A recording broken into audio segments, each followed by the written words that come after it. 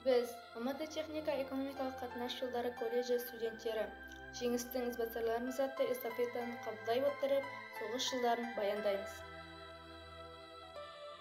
Атам Ауеш 1912 жылы дүниеге келген.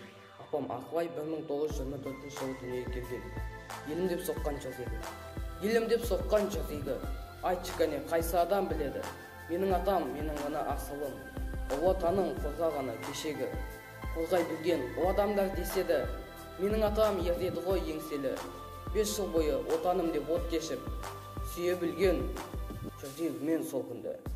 Соғыс кезі аясын ба адамды. Атам менен апамның денсаулығын жалмады. Атам менің отан үшін от кешсе, апатай тылда жұмыс жасады.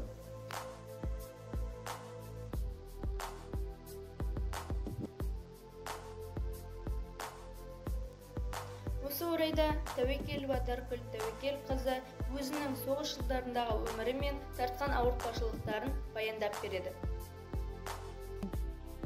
Әкемнің аты Тәуекел, өзімнің атым Жаркөл, Тәуекел қызы Жаркөл.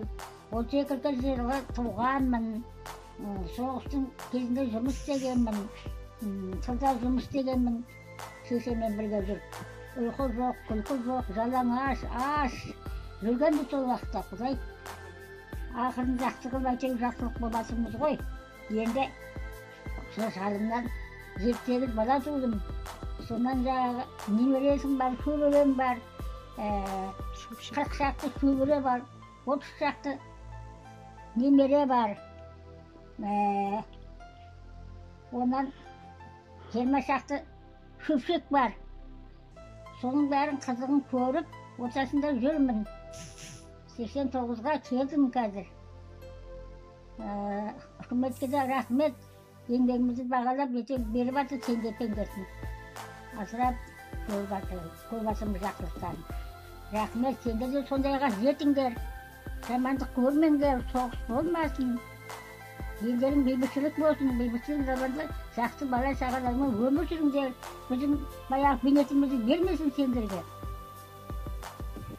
Қызылорданың жаңағы тұрақты балдарымыз, кемпірлеріміз, Қызылордада туған, Қызылордада өскен, кейіннен келін болып Қаракөлге барған, Қаракөлге шадыма.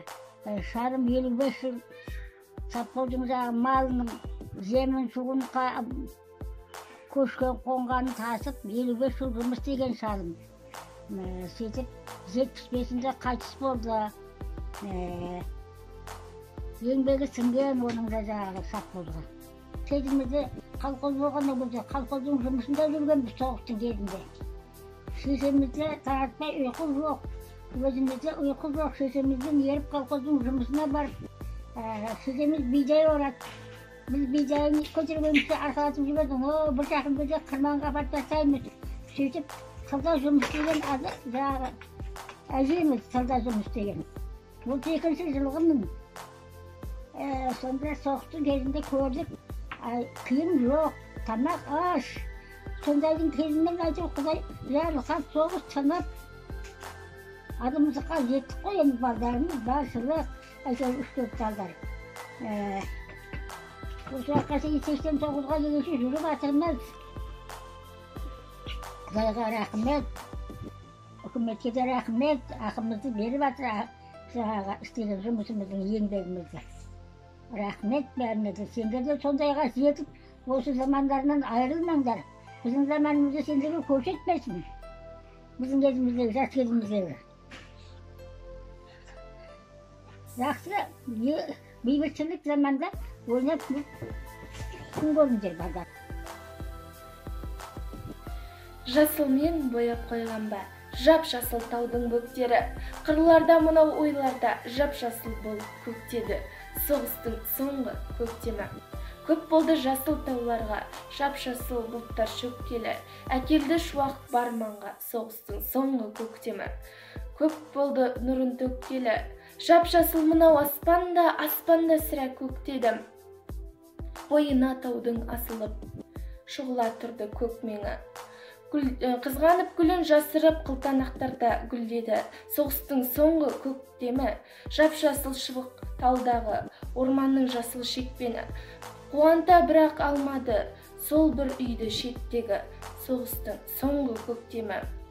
Я, соғыстың ешбір жақсысы болмайды. Осы соғысқа қатысып бізге қуаныш пен жеңіс алып келген ата-апаларымыз аман болсын. Біз соғыстың ізбасарлары, қазақтың мықты батыр ұлдары мен қыздары көп болсын.